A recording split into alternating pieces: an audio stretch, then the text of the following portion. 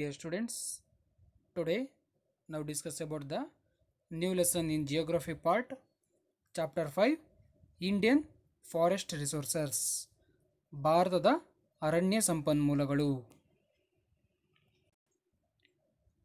So we learn about the following in this chapter: meaning and importance of forest resources, types and distribution of forest in India, conservation of forests, wildlife sanctuaries and national parks in India, biosphere reserves of India.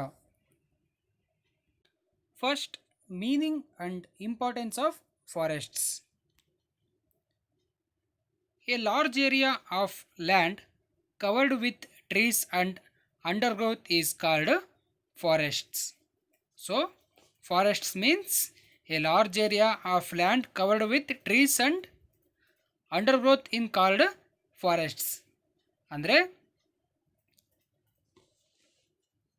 ಮರಗಳು ಮತ್ತು ಇತರೆ ಸಸ್ಯ ಸಂಪನ್ಮೂಲಗಳು ಅಥವಾ ಸಸ್ಯ ಸಂಕುಲಗಳಿಂದ ಆವರಿಸಿದ ಒಂದು ವಿಶಾಲ ಭೂಭಾಗವನ್ನು ನಾವೆಂತ ಕರಿಬೋದು, ಅರಣ್ಯಗಳು ಅಂತ ನಾವು ಕರಿಬೋದು. It's generally extensive and commercial value. ಕಾಡುಗಳಿಗೆ ಕೊಂಡುಕೊಳ್ತಕ್ಕಂತಹ ಹಾಗೂ ಕಮರ್ಷಿಯಲ್ ವ್ಯಾಲ್ಯೂ ಅಂದರೆ ವಾಣಿಜ್ಯಿಕ ಬೆಲೆ ಇದೆ ಅಂತ ಹೇಳ್ಬೋದು. ಅಂದರೆ ಕಾಡಿನಲ್ಲಿ ಬೆಳೀತಕ್ಕಂತಹ ಮರಗಳಾಗಿರ್ಬೋದು, ಸಸ್ಯವರ್ಗ ಆಗಿರ್ಬೋದು, ಇದರಿಂದ ವ್ಯಾಪಾರ ವಾಣಿಜ್ಯಕ್ಕೂ ಕೂಡ ತುಂಬ ಸಹಕಾರಿ ಅಂತ ನಾವು ಹೇಳ್ಬೋದು. In consist of either natural or planted vegetations. ಅಂದರೆ ನ್ಯಾಚುರಲ್ಗೂ ನಾವು ಕಾಡುಗಳನ್ನು ಕಾಣ್ಬೋದು, ಕೆಲವೊಂದು ಮನುಷ್ಯನೇ ಮಾಡುತ್ತಾನೆ ಕಾಡುಗಳನ್ನು ಅಥವಾ ಗಿಡಗಳನ್ನು ಸಸಿಗಳನ್ನು ನೆಟ್ಟು ಬೆಳೆಸಿರ್ತಕ್ಕಂತಹ ಒಂದು ಸಸ್ಯ ವರ್ಗಗಳನ್ನು ನಾವು ಕಾಣ್ಬೋದಾಗಿದೆ.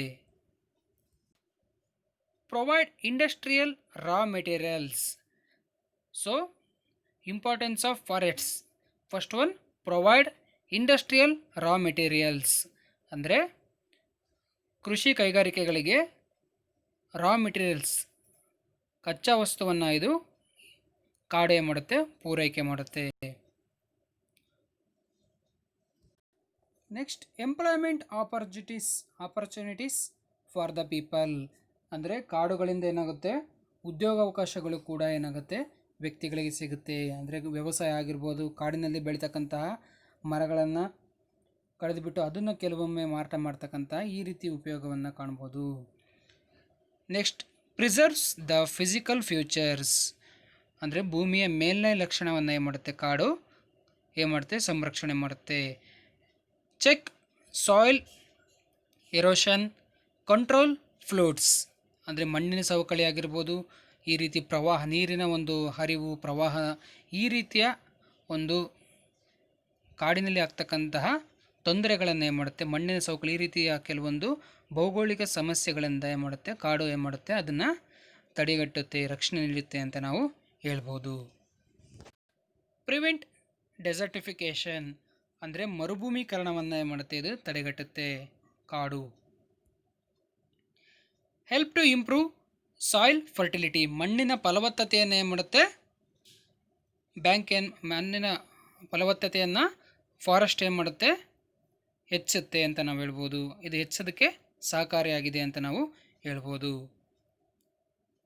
Make the climate equable. ಅಂದರೆ ವಾತಾವರಣವನ್ನು ಹವಾಗುಣವನ್ನು ಏನು ಮಾಡುತ್ತೆ, ವಾಯುಗುಣವನ್ನು ಏನು ಮಾಡುತ್ತೆ, ಸಮತೋಲನವನ್ನು ಕಾಪಾಡುತ್ತೆ. Provide shelter to wildlife. ಕಾಡಿನ ಪ್ರಾಣಿಗಳಿಗೆ ಆಶ್ರಯವನ್ನು ಒದಗಿಸುತ್ತೆ. Next, types of forests. ಕಾಡುಗಳ ವಿಧಗಳು. In India types of forest depends on climate, soil, relief. ಅಂದರೆ ನಮ್ಮ ಭಾರತದ ಫಾರೆಸ್ಟ್ಗಳನ್ನು ಟೈಪ್ಸ್ ಏನಿದೆ ಅದನ್ನು ಯಾವುದ್ರ ಮೇಲೆ ವರ್ಗೀಕರಣ ಮಾಡಿದ್ದಾರೆ ಅಂದರೆ ಕ್ಲೈಮೇಟ್, ಅಂದರೆ ವಾಯುಗುಣ ಅಂತ ಕರಿಬೋದು. ಆಮೇಲೆ ಸಾಯಿಲ್, ಮಣ್ಣು, ಆ್ಯಂಡ್ ರಿಲೀಫ್ ಅಂದರೆ ಮೇಲ್ಮೈ ಲಕ್ಷಣಗಳು. ಈ ರೀತಿ ಅಂಶಗಳಿಂದ ಆಧಾರದ ಮೇಲೆ ಟೈಪ್ಸನ್ನು ಮಾಡಿದ್ದಾರೆ. They can be classified into 6 main types. First one the tropical evergreen forest. ಇದರಲ್ಲಿ 6 ವಿಧಗಳನ್ನು ನೋಡ್ತೀವಿ ಕಾಡುಗಳಲ್ಲಿ. ಮೊದಲನೇದು ಉಷ್ಣವಲಯದ ನಿತ್ಯ ಹರಿದ್ವರ್ಣ ಕಾಡುಗಳು, ಅಂದರೆ ದ ಟ್ರಾಪಿಕಲ್ ಎವರ್ಗ್ರೀನ್ ಫಾರೆಸ್ಟ್ಸ್ ಅಂತ ಕರಿತೀವಿ. Next the tropical deciduous forests, ಅಂದರೆ ಕನ್ನಡದಲ್ಲಿ ಇದನ್ನೇನಂತ ಕರಿಬೋದು ನಾವು, ಉಷ್ಣವಲಯದ ಎಲೆಯನ್ನು ಉದುರಿಸ್ತಕ್ಕಂತಹ ಕಾಡುಗಳು ಅಂತ ಕರಿಬೋದು. ಸ್ಕ್ರಬ್ ಫಾರೆಸ್ಟ್ ಆ್ಯಂಡ್ ಗ್ರಾಸ್ಲ್ಯಾಂಡ್, ಅಂದರೆ ಕುರುಚಲು ಸಸ್ಯ ಅಂತ ಕರಿತೀವಿ. ಸ್ಕ್ರಬ್ ಫಾರೆಸ್ಟ್ ಕುರುಚಲು ಸಸ್ಯ, ಗ್ರಾಸ್ಲ್ಯಾಂಡ್ ಅಂದರೆ ಹುಲ್ಲುಗಾವಲು ಅಂತ ನಾವು ಕರಿಬೋದು. ಡೆಸರ್ಟ್ ವೆಜಿಟೇಷನ್ ಅಂದರೆ ಮರುಭೂಮಿ ಸಸ್ಯ ವರ್ಗ ಅಂತ ಕರಿತೀವಿ. ಆ್ಯಂಡ್ ಮೌಂಟೇನ್ ಫಾರೆಸ್ಟ್ ಪರ್ವತ ಕಾಡುಗಳು. Last one mangrove forest, mangrove ಕಾಡುಗಳು ಅಂತ ನಾವು ಈ ರೀತಿ 6 ಟೈಪ್ಸನ್ನು ನಾವು ಕಾಡುಗಳಲ್ಲಿ ನೋಡ್ತೀವಿ. First one the tropical evergreen forests. These forests R found in area of heavy annual rainfall exceeding 250 centimetre. ಅಂದರೆ ಈ ಒಂದು ಉಷ್ಣವಲಯದ ನಿತ್ಯ ಹರಿದ್ವರ್ಣ ಕಾಡುಗಳು ಏನಿದ್ದಾವೆ, ಇದನ್ನು ಕನ್ನಡದಲ್ಲಿ ಟ್ರಾಪಿಕಲ್ ಎವರ್ಗ್ರೀನ್ ಫಾರೆಸ್ಟ್ನ ಕನ್ನಡದಲ್ಲಿ ಉಷ್ಣವಲಯದ ನಿತ್ಯ ಹರಿದ್ವರ್ಣ ಕಾಡುಗಳು ಅಂತ ಕರಿತೀವಿ. ಇವು found in areas of heavy annual rainfall exceeding 250 centimetre, 250 centimetre ವಾರ್ಷಿಕ ಮಳೆಯನ್ನು ಪಡಿತಕ್ಕಂತಹ ಕಾಡುಗಳು ಇವಾಗಿದ್ದಾವೆ ಅಂತ ನಾವು ಹೇಳ್ಬೋದು. They are found mainly on the western slopes of the western Ghats and hills of north eastern States of Assam, Nagaland, Meghalaya, Tripura, Manipur and Andaman Nicobar island. So the tropical evergreen forest on mainly on the western slopes. ಇವು ಎಲ್ಲಿ ಕಂಡು ಬರ್ತವೆ? ಮುಖ್ಯವಾಗಿ ಪಶ್ಚಿಮ ಘಟ್ಟಗಳ ಪಶ್ಚಿಮ ಭಾಗದಲ್ಲಿ. ಅದರಲ್ಲಿ ಯಾವ್ದು ಅಂದರೆ ಮತ್ತು ಈಸ್ಟರ್ನ್ ಸ್ಟೇಟ್ ಆಫ್ ಅಸ್ಸಾಂ, ಅಂದರೆ ಈಶಾನ್ಯ ಪ್ರಾಂತ್ಯಗಳಾಗಿರ್ತಕ್ಕಂಥ ಈಶಾನ್ಯ ರಾಜ್ಯಗಳಾದ ಅಸ್ಸಾಂ, ನಾಗಾಲ್ಯಾಂಡ್, ಮೇಘಾಲಯ, ತ್ರಿಪುರ, ಮಣಿಪುರ, ಅಂಡಮಾನ್ ನಿಕೋಬಾರ್ ಈ ಪ್ರದೇಶಗಳಲ್ಲಿ ಹೆಚ್ಚಾಗಿ ಈ ಒಂದು ಕಾಡುಗಳು ಕಂಡುಬರ್ತವೆ. The forest are dense and the trees grow to a great height. ಇಲ್ಲಿ ಕಾಡುಗಳು ಏನಾಗಿರ್ತವೆ? ದಟ್ಟವಾಗಿರ್ತವೆ. ಹಾಗೆ ಮರಗಳು ಗ್ರೇಟ್ ಹೈಟ್, ಅತಿ ಎತ್ತರವಾಗಿ ಬೆಳೀತವೆ. The trees and plants do not shed their leaves during the year at the same time. ಇಲ್ಲಿನ ಮರಗಿಡಗಳೇನಾಗಿರ್ತವೆ? ತಮ್ಮ ಎಲೆಗಳನ್ನು ಹೆಚ್ಚಾಗಿ ಉದುರಿಸೋದಿಲ್ಲ. ಅತಿ ಹೆಚ್ಚು ವರ್ಷಗಳ ಕಾಲ ಎಲೆಗಳೇನಾಗಿರ್ತವೆ? ಹಚ್ಚ ಹಸಿರಾಗಿರ್ತವೆ ಅಂತ ನಾವು ಹೇಳ್ಬೋದು. Hence they are evergreen. The important trees are teak, rosewood, ebony, mahogany, gurjan and champa. ಇಲ್ಲಿ ಮುಖ್ಯವಾಗಿ ತೇಗ ಆಗಿರ್ಬೋದು, ಟೀಕ್ ತೇಗ, ಆಮೇಲೆ ಬೀಟೆ ಅಂತ ಕರಿತೀವಿ ಕನ್ನಡದಲ್ಲಿ, ಎಬೋನಿ, ಹಾಗೆ ಗುರ್ಜನ್, ಮಹೋಗನಿ, ಚಂಪಾ ಈ ರೀತಿ ಮರಗಳನ್ನು ಇಲ್ಲಿ ಕಾಣ್ಬೋದಾಗಿದೆ. Next the tropical deciduous forests. ಇದನ್ನು ಕನ್ನಡದಲ್ಲಿ ಉಷ್ಣವಲಯದ ಎಲೆ ಉದಿಸುವ ಕಾಡುಗಳು ಅಂತ ನಾವು ಕರಿಬೋದು. ಇಲ್ಲಿ ಎಲೆ ಏನಾಗ್ತಿರುತ್ತೆ? ಹೆಚ್ಚಿನದಾಗಿ ಈ ಕಾಡುಗಳಲ್ಲಿ ಉದುರುತ್ತೆ ಅಂತ ನಾವು ಹೇಳ್ಬೋದು. The forest R found in areas with an annual rainfall of 100 to 200 centimetre. ಇಲ್ಲಿ 100ರಿಂದ 200 ಸೆಂಟಿಮೀಟರ್ಗಳಿಗೆ 200 ಸೆಂಟಿಮೀಟರ್ ತನಕ ವಾರ್ಷಿಕ ಮಳೆ ಬೀಳುತ್ತೆ ಅಂತ ನಾವು ಹೇಳ್ಬೋದು. The trees in these forests shed their leaves during spring and early summer. ಇಲ್ಲಿ ಮರಗಳು ತಮ್ಮ ಎಲೆಗಳನ್ನು shed their leaves during spring ಅಂದರೆ ಋತುಕಾಲದಲ್ಲಿ, ವಸಂತ ಋತುಮಾನದಲ್ಲಿ, ಆ್ಯಂಡ್ ಅರ್ಲಿ ಸಮ್ಮರ್ ಬೇಸಿಗೆ ಆರಂಭದಲ್ಲಿ ತಮ್ಮ ಎಲೆಗಳನ್ನು ಉದುರಿಸ್ತಾ ಹೋಗ್ತವೆ ಅಂತ ನಾವು ಹೇಳ್ಬೋದು. Hence they are also known as monsoon forests. So the tropical deciduous forests are also known as monsoon forests. ಅಂದರೆ ಇದನ್ನು ಮಾನ್ಸೂನ್ ಕಾಡುಗಳು ಅಂತಲೂ ಕೂಡ ಇನ್ನೊಂದು ಅರ್ಥದಲ್ಲಿ ಕರಿಬೋದು. The important trees are teak, sal, sandalwood, kusum, kanju, myrobalan, siris, mango, neem, tamarind etcetera. So ಈ ರೀತಿ ಈ ಎಲ್ಲ ಒಂದು ಮರಗಳನ್ನು ಇಲ್ಲಿ ಕಾಣ್ತೀವಿ. ಲೈಕ್ ಟೀಕ್ ಆಗಿರ್ಬೋದು, ಸ್ಯಾಂಡಲ್ವುಡ್ ಗಂಧದ ಮರಗಳಾಗಿರ್ಬೋದು, ಕುಸುಮ, ಕಂಜು, ಅದೇ ರೀತಿ ಮ್ಯಾಂಗೋ, ನೀಮ್ ಮಾವಿನ ಮರ, ನೀಮ್ ಬೇವಿನ ಮರ, ತಮ್ರಿಡ್ ಅಂದರೆ ಹುಣಸೆ ಹಣ್ಣಿನ ಮರಗಳು ಕೂಡ ಇಲ್ಲಿ ಕಂಡು ಬರ್ತವೆ ಅಂತ ನಾವು ಹೇಳ್ಬೋದು. Next third one, scrub forests and grassland. ಇದನ್ನು ಕನ್ನಡದಲ್ಲಿ ಕುರುಚಲು ಸಸ್ಯ ಮತ್ತು ಹುಲ್ಲುಗಾವಲು ಅಂತ ಕರಿಬೋದು. There are found in areas having 60 to 100 centimeter of rainfall. So these forests found in areas having 60 to 100 centimeter of rainfall ಅಂದರೆ 60ರಿಂದ 100 ಸೆಂಟಿಮೀಟರ್ ಮಳೆ ಆಗ್ತಕ್ಕಂಥ ಪ್ರದೇಶಗಳಾಗಿರ್ತವೆ ಇವು ವಾರ್ಷಿಕವಾಗಿ. The scrub with short coarse grass and thorny trees and bushes are found scattered. ಅಂದರೆ ಇಲ್ಲಿ ಕುರುಚಲು ಗಿಡ ಮರಗಳಾಗಿರ್ತವೆ ಇಲ್ಲಿ. ಅದೇ ರೀತಿ ಕುಬ್ಜ ಒರಟಾದ ಹುಲ್ಲು ಕೂಡ ಇರುತ್ತೆ. ಮುಳ್ಳಿನ ಮರಗಿಡಗಳು ಇಲ್ಲಿ ಚದುರಿ ಹೋಗಿರೋದನ್ನ ಇಲ್ಲಿ ಕಾಣ್ಬೋದು. ಅಂದರೆ ಬುಷಸ್ ಅಂತ ಕರಿತೀವಿ. ಅಂದರೆ ಇಲ್ಲಿ ಮುಳ್ಳಿನ ಮರಗಿಡಗಳಿರ್ತವೆ. ಅದೇ ರೀತಿಯಾಗಿ ಥ್ರೋನಿ ಟ್ರೀಸ್ ಅಂದರೆ ಕುರುಚಲು ಗಿಡ ಮರಗಳು, ಆ ರೀತಿ ಶಾರ್ಟ್ ಕೋರ್ಸ್ ಗ್ರಾಸ್ ಅಂದರೆ ಕುಬ್ಜ ಒರಟಾದ ಹುಲ್ಲುಗಳನ್ನು ಕೂಡ ಇಲ್ಲಿ ಕಾಣ್ಬೋದಾಗಿದೆ. They found in Kutch and the fringes of the Thar desert. ಇಲ್ಲಿ ಎಲ್ಲೆಲ್ಲಿ ಕಂಡು ಬರ್ತವೆ ಅಂದರೆ ಕಚ್ ಥಾರ್ ಮರುಭೂಮಿಯಲ್ಲಿ ಈ ರೀತಿಯ ಒಂದು ಕಾಡುಗಳು ಹೆಚ್ಚಾಗಿ ಕಂಡುಬರುತ್ತವೆ. Grasslands are mainly found in eastern Rajasthan, Punjab, parts of western Ghats and the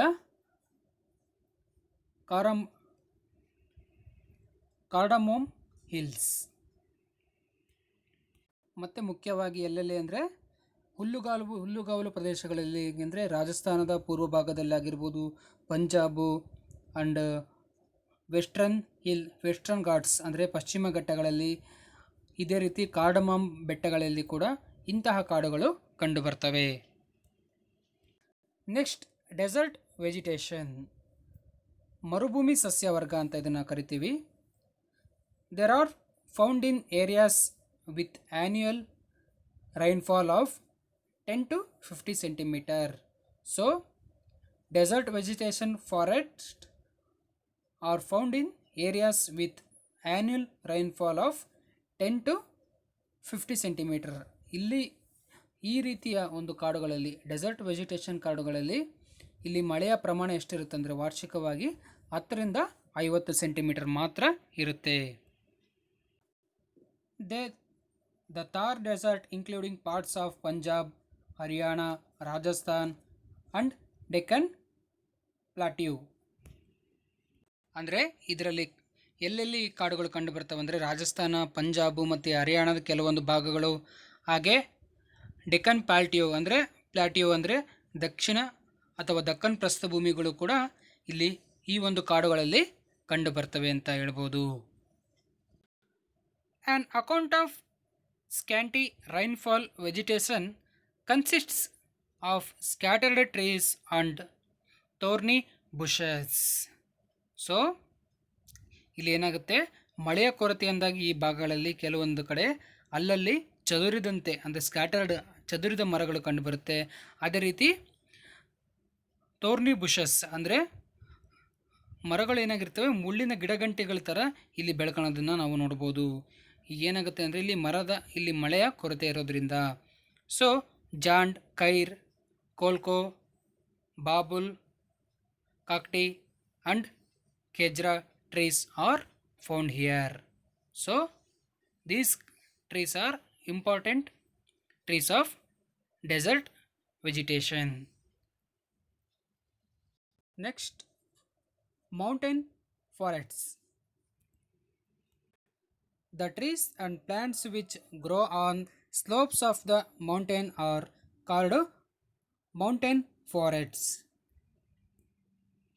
So mountain forest means the trees and plants which grow on the slopes of the mountain.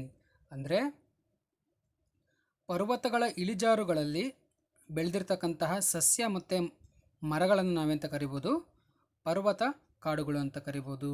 The trees and plants which grow on the slopes of the mountain are called mountain forests. The plants and trees are vary with increasing altitude. So the plants and trees are vary with increasing altitude. ಇಲ್ಲಿ ಮರಗಳು ಮತ್ತು ಗಿಡಗಳೇನಾಗ್ತವೆ, increasing altitude ಅಂದರೆ ಎತ್ತರಕ್ಕೆ ಹೋದಂಗೆ, ಎತ್ತರ ಹೆಚ್ಚಾದಂಗೆಲ್ಲ ಅವುಗಳಲ್ಲಿ ಬದಲಾವಣೆ ಆಗೋದು ಕಾಣ್ಬೋದು. ಅವುಗಳ ಒಂದು ಫ್ಯೂಚರ್ಸ್, ಅದರ ಲಕ್ಷಣಗಳಲ್ಲಿ ಏನಾಗುತ್ತೆ, ಇಲ್ಲಿ ಬದಲಾಗುತ್ತೆ ಅಂತ ನಾವು ನೋಡ್ಬೋದು. The important trees are oak, chestnut, ash, beech, pine, cedar, spruce, fir, walnut. So these trees are the important trees of mountain forests. ಇಲ್ಲಿ ಕಂಡುಬರ್ತಕ್ಕಂತಹ ಪ್ರಮುಖ ಟ್ರೀಸ್ ಅಂದರೆ ಇವುಗಳನ್ನು ನಾವು ನೋಡ್ಬೋದಾಗಿದೆ. Next mangrove forests. ಮ್ಯಾಂಗ್ರೋವ್ ಕಾಡುಗಳಂತ ಇದನ್ನು ಕನ್ನಡದಲ್ಲಿ ಕರಿತೀವಿ. So these forests are found in wet marshy areas, in river deltas and along the sea coast washed by tides. So these forests are found in wet marshy areas. ಇವು ಎಲ್ಲಿ ಅಂದರೆ ಅಧಿಕ ಮಳೆಯನ್ನು ಬೀಳ್ತಕ್ಕಂತಹ ಜೌಗು ಪ್ರದೇಶ ಅಂತ ಕರಿತೀವಿ. ಮಾರ್ಷಿ ಏರಿಯಾಸ್, ಜೌಗು ಪ್ರದೇಶದಲ್ಲಿ. In river deltas along the sea coast washed by tides, ಅಂದರೆ ನದಿಮುಖಜ ಭೂಮಿ ಅಂತ ಕರಿತೀವಿ. ನದಿಮುಖಜ ಭೂಮಿ ಮತ್ತು ಉಬ್ಬರವಿಳಿತಗಳು, ಅಂದರೆ ಸಮುದ್ರದ ಉಬ್ಬರವಿಳಿತಗಳನ್ನು ಹೊಂದಿರತಕ್ಕಂತಹ ಸಮುದ್ರ ತೀರಗಳಲ್ಲಿ ಈ ರೀತಿ ಮ್ಯಾಂಗ್ರೋವ್ ಕಾಡುಗಳು ಕಂಡುಬರುತ್ತವೆ. So they are mainly found in the deltas of rivers on the eastern coast. ಇವು ನಮ್ಮ ಭಾರತದಲ್ಲಿ ಪೂರ್ವ ಕರಾವಳಿ, ಈಸ್ಟರ್ನ್ ಕೋಸ್ಟಲ್ಲಿ ಪೂರ್ವ ಕರಾವಳಿಯ ನದಿಮುಖಜ ಭೂಮಿಯಲ್ಲಿ, ಡೆಲ್ಟಾಸ್ ಆಫ್ ರಿವರ್ ಅಂದರೆ ನದಿಮುಖಜ ಭೂಮಿಯಲ್ಲಿ ಈ ರೀತಿ ಮ್ಯಾಂಗ್ರೋವ್ ಕಾಡುಗಳು ಕಂಡುಬರುತ್ತವೆ. The important trees are rhizophora, canes, screw pine, palms, sundari, etcetera. These trees are the important trees of mangrove forest. ಇಲ್ಲಿ ಕಂಡುಬರ್ತಕ್ಕಂಥ ಪ್ರಮುಖ ಟ್ರೀಸ್ ಯಾವುವು ಅಂದರೆ ರಿಜೋಪೋರಾ, ಕೇನ್ಸ್, ಸ್ಕ್ರೀವ್ ಪೈಪ್ ಅಂತಕ್ಕಂಥದ್ದು, ಪಾಮ್ಸ್, ಸುಂದರಿ ಅಂತಕ್ಕಂಥ ಈ ರೀತಿ ಟ್ರೀಸ್ಗಳನ್ನು ಈ ಒಂದು ಕಾಡುಗಳಲ್ಲಿ ನಾವು ಕಾಣ್ಬೋದು. ನೆಕ್ಸ್ಟ್ ಡಿಸ್ಟ್ರಿಬ್ಯೂಷನ್ ಆಫ್ ಫಾರೆಸ್ಟ್ಸ್, ಅಂದರೆ ಅರಣ್ಯಗಳ ಹಂಚಿಕೆ ಯಾವ ರೀತಿಯಾಗಿದೆ ಅನ್ನೋದನ್ನು ನೋಡೋಣ. The total forest area of India was about 7.74 lakhs kilometres.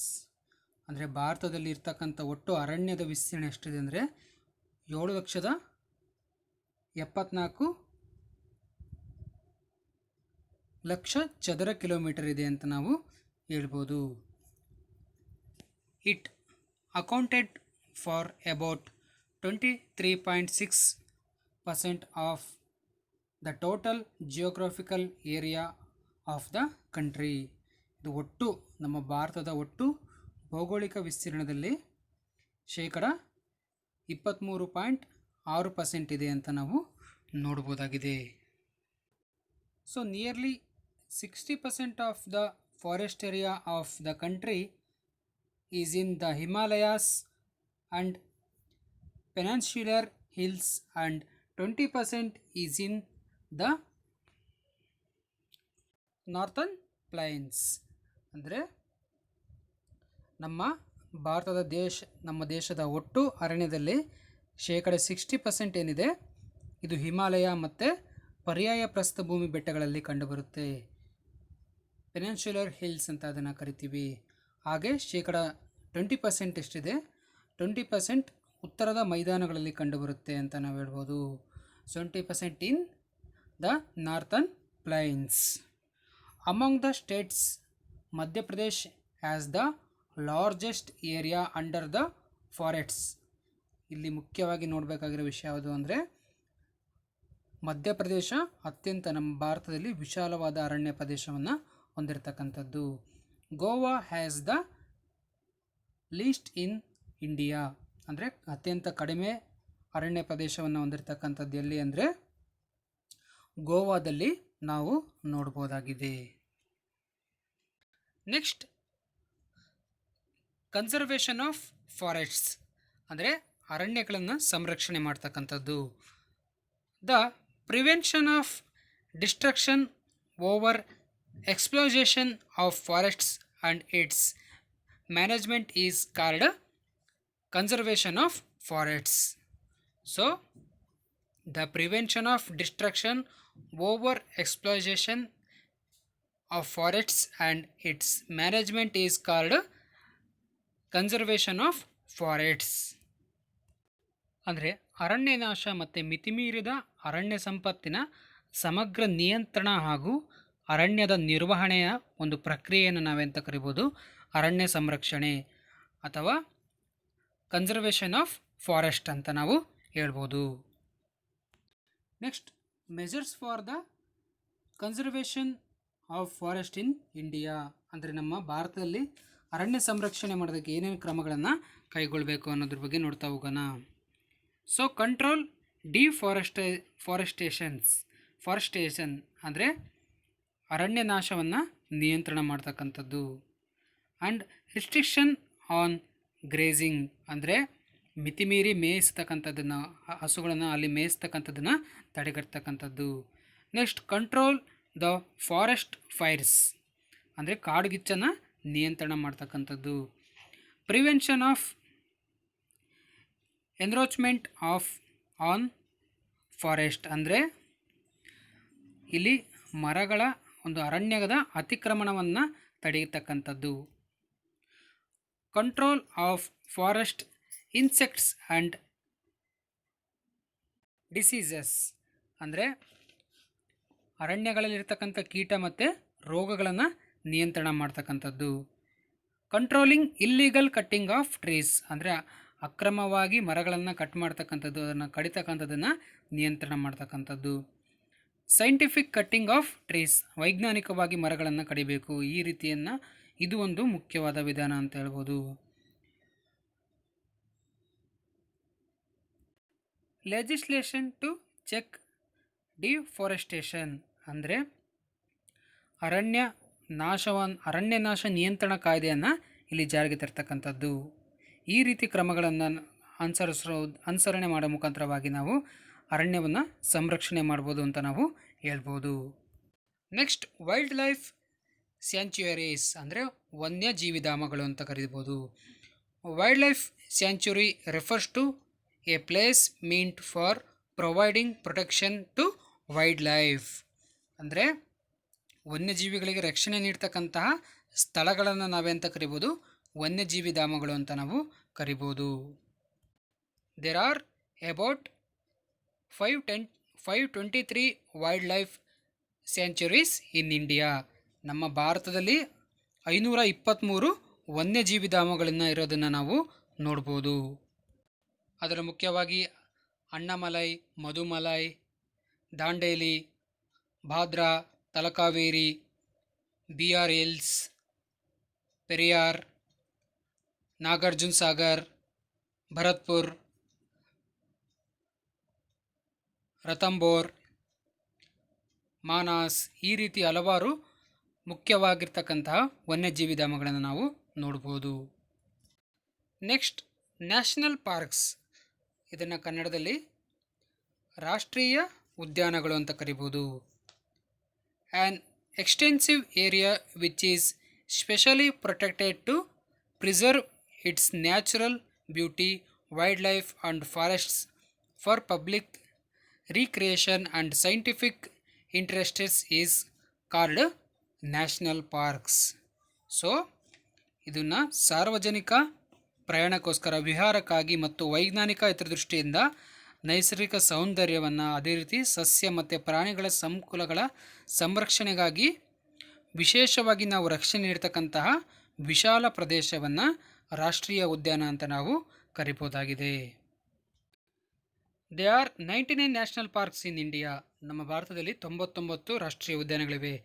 Some important national parks of India are Kaziranga, Sundarban, Corbett, Gir, Kanha, Bandipur, Bannerghatta and Nagarahole. So these national parks are important national parks of India. Next biosphere reserve. ಇದನ್ನು ಕನ್ನಡದಲ್ಲಿ ಜೀವಿ ಸಂರಕ್ಷಣಾ ವಲಯಗಳು ಅಂತ ಕರಿತೀವಿ. The biosphere reserves are a special category of protected area of land and coastal environments. So the biosphere reserves are a special category of protect area of land and coastal environments.